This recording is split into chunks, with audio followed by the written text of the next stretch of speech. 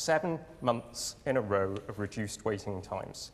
Thank you for the question and everything that you do in the NHS. I think it's absolutely right, first and foremost, to recognise the staff that work tirelessly every single day in our NHS, a system and a service that we in Welsh Labour are utterly committed to and very grateful for.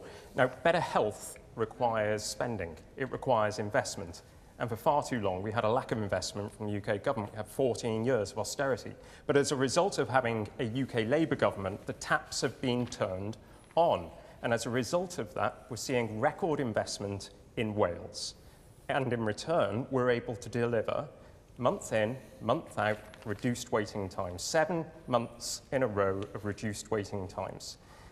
In the last 100 days alone of the statistics that we've got for waiting lists, I can tell you we reduced it by 50,000. Now, Plaid Cymru say in their first 100 days don't expect any improvements